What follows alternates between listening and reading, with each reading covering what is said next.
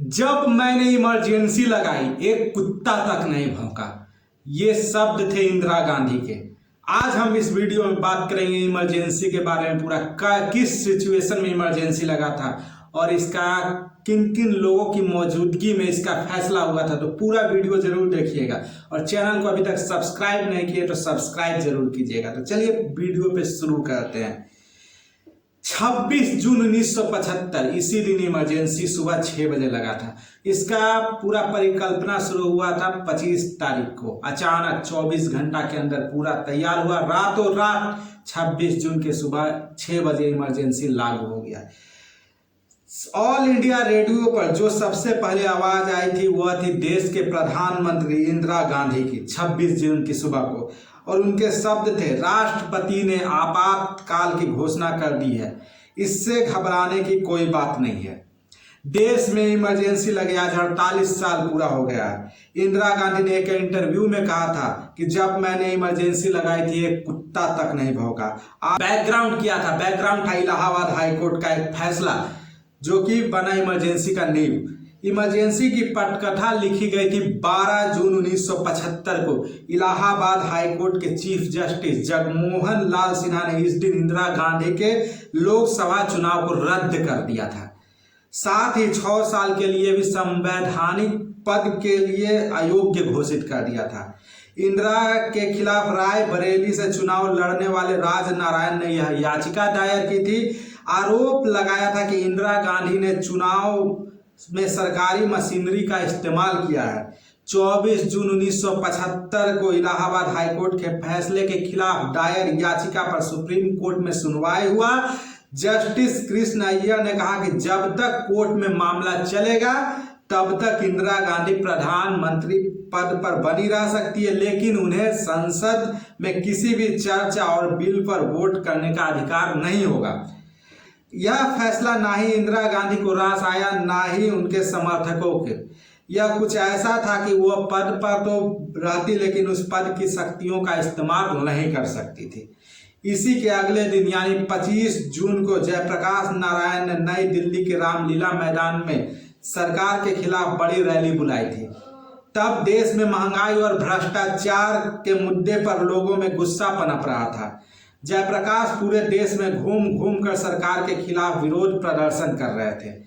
25 जून का बात करते हैं। 25 जून की सुबह इंदिरा गांधी ने कहा कि देश को शॉक ट्रीटमेंट की जरूरत है। शॉक ट्रीटमेंट क्या है? वही है इमरजेंसी। आगे बताएंगे।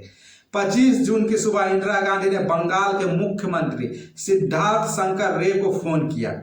उस समय सिद्धार्थ शंकर दिल्ली में ही बंग भवन में रुके हुए थे। उन्होंने फोन उठाया तो दूसरी तरफ इंदिरा गांधी के सेक्रेटरी आर.के. धवन थे। उन्होंने रे को बताया कि प्रधानमंत्री उन्हें एक सफदरगंज रोड अपने आवास पर तुरंत बुलाया है। वो एक सफदरगंज रोड पहुंचे। उन्होंने देखा कि इंदिरा गांधी स्टडी रूम में बैठी हुई थी। कमरे में एक टेबल था जिस पर ढेर सारी फाइलें रखी हुई थी।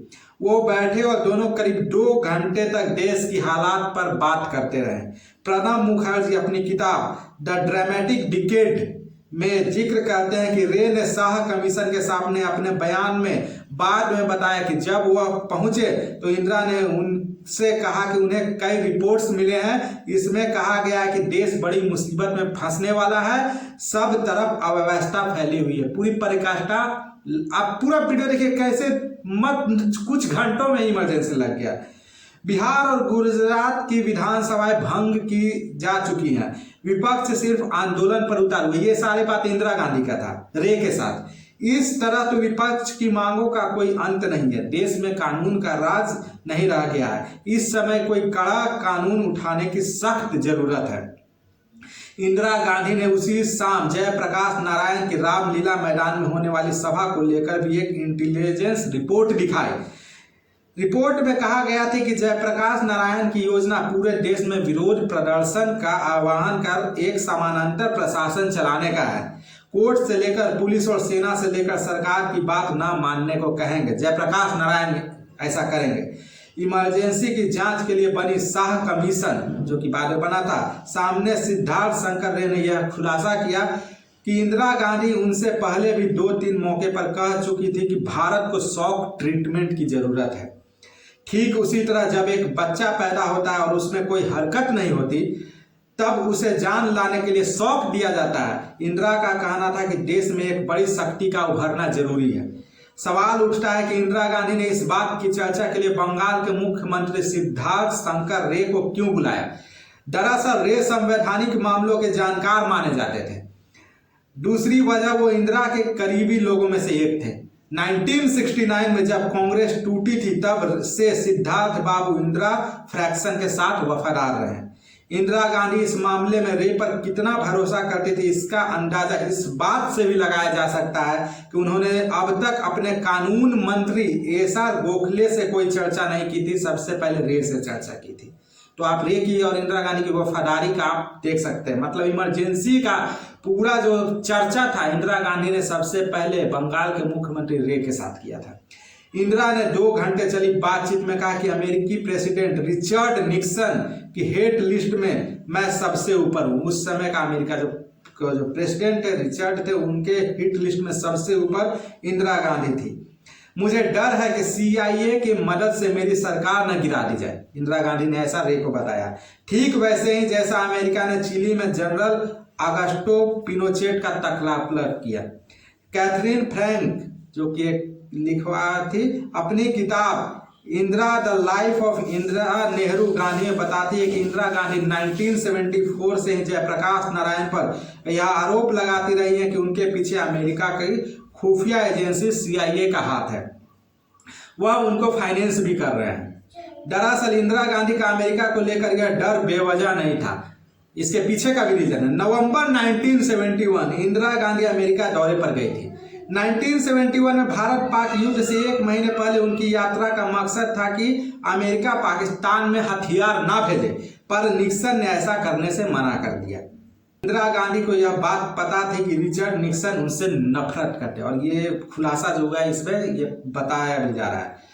चलिए 25 जून को दोपहर के बात करते हैं। सिद्धार्थ शंकर रे ने इंदिरा को धारा 352 लगाने का सुझाव दिया।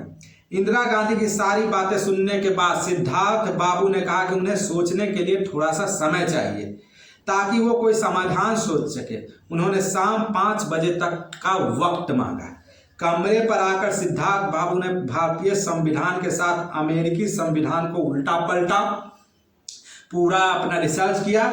दोपहर 12 बजे तक वो इसी काम में लगे रहे। शाम 3:30 बजे फिर से एक सफदरगंज रोड पहुंचे इंदिरा गांधी के आवास पर। पूरा कहानी सुनिएगा, सुबह 6 बजे तक का बताएंगे क्या क्या हुआ।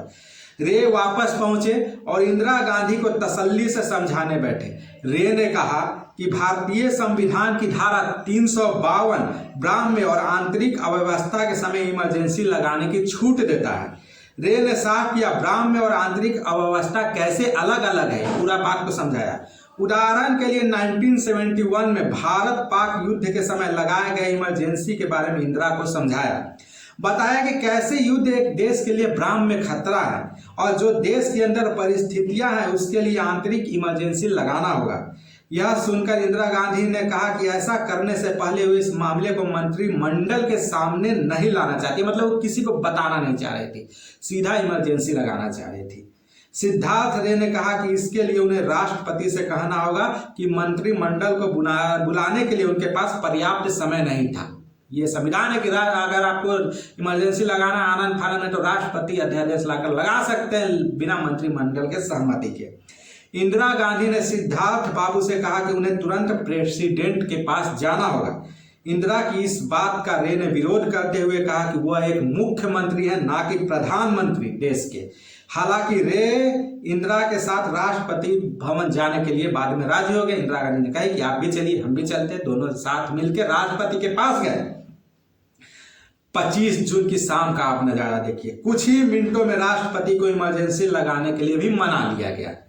शाम 5:30 बजे इंदिरा गांधी और सिद्धार्थ शंकर रे राष्ट्रपति भवन पहुंचे।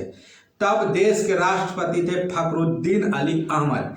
इंदिरा गांधी और सिद्धार्थ बाबू ने राष्ट्रपति को सारी बात सुनाई।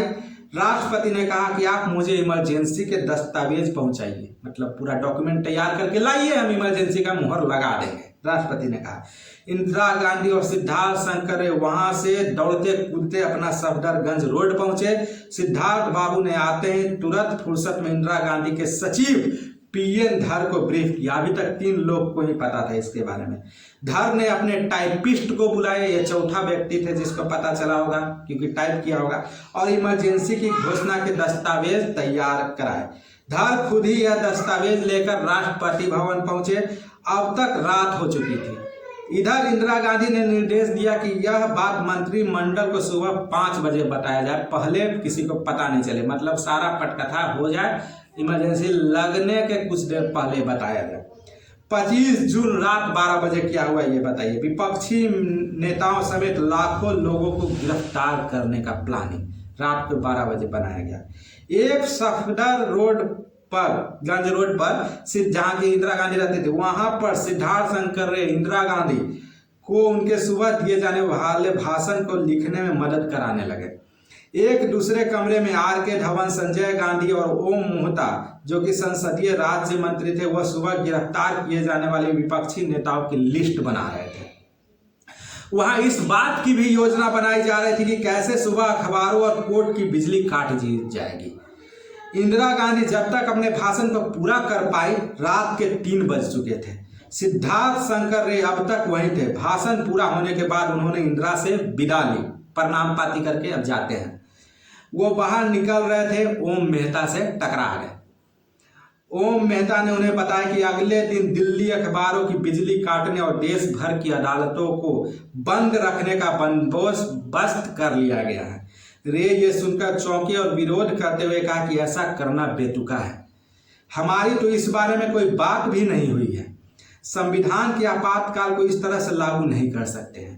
रे वापस आर.के. धवन के पास पहुंचे जो कि इंदिरा गांधी के सचिव थी और कहा कि वो इंदिरा गांधी से मिलना चाहते हैं, हमको मिला दीजिए भैया।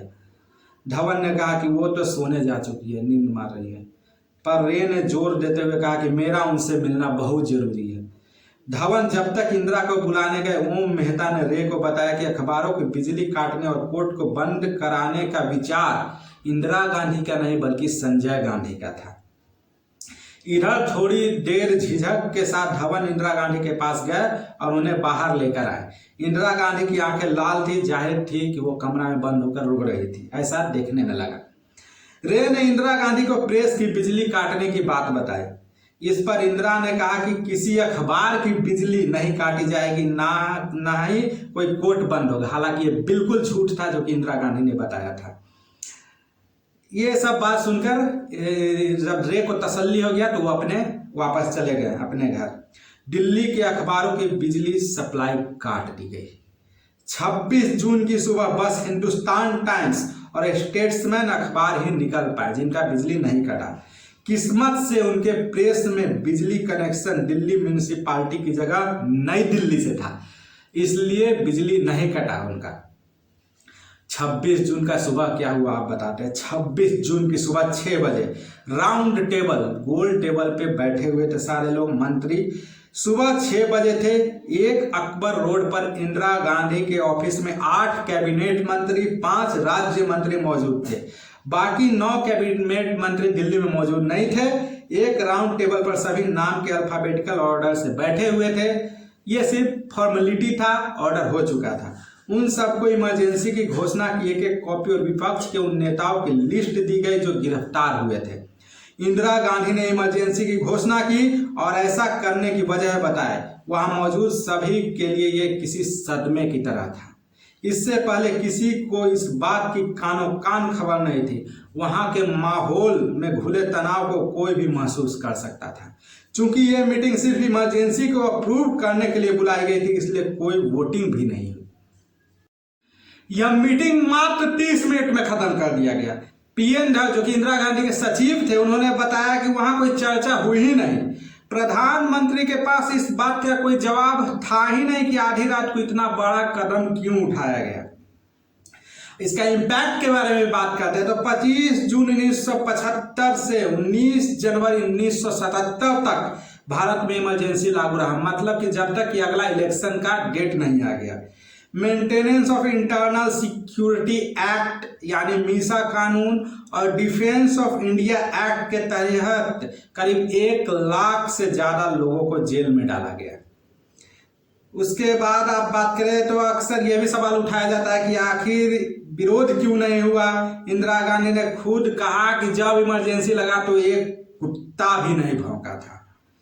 आंदोलन कर रहे जयप्रकाश नारायण से लेकर मोरारजी देसाई, अटल बिहारी वाजपेयी, लाल कृष्ण आडवाणी, अरुण जेटली, जॉर्ज फर्नांडिस, चंद्रशेखर जैसे शीर्ष विपक्षी नेता शामिल थे। 25 जून की आधी रात को ही सभी राज्यों के मुख्य सचिव की गिरफ्तारी का आदेश दे दिया गया। इतना खतरनाक था इमरजेंसी। यहाँ तक कि जयपुर की महारानी तक को नहीं छोड़ा गया। जयपुर की महारानी और ग्वालियर की राजमाता विजय राजे सिंधिया को भी इमरजेंसी के दौरान तिहाड़ जेल में डाल दिया गया। 65 साल की गायत्री देवी को फॉरेन एक्सचेंज और स्मगलिंग के जुर्म में गिरफ्तार कर लिया गया। वहीं राजमाता सिंधिया पर पैसों की हेराफेरी का आरोप लगाकर गिरफ्तार कर लिया गया था। 26 संगठनों की एंटी इंडिया कहकर उन पर बैन लगा दिया गया था। इसमें आरएसएस से लेकर कम्युनिस्ट पार्टी, मार्क्सिस्ट शामिल थे। प्रेस पर पाबंदी लगा दी गई थी। हर अखबार के दफ्तर में सेंसर अधिकारी बैठा दिया गया था। उसके देखने के बाद ही कोई अखबार छपती थी। सरकार विरोधी अगर कोई समाचार छापने पर जाता था तो उसकी गिरफ्तारी हो जाती थी। 23 जनवरी 1977 तक सब ऐसा ही चलता रहा जब तक कि लोकसभा चुनाव का घोषणा नहीं हो गया। तो ये था इमरजेंसी का इंटरनल स्टोरी। बाकी वीडियो अच्छा लगा तो शेयर जरूर कीजिएगा, चैनल को सब्सक्राइब जरूर करके जाइएगा। Thank you.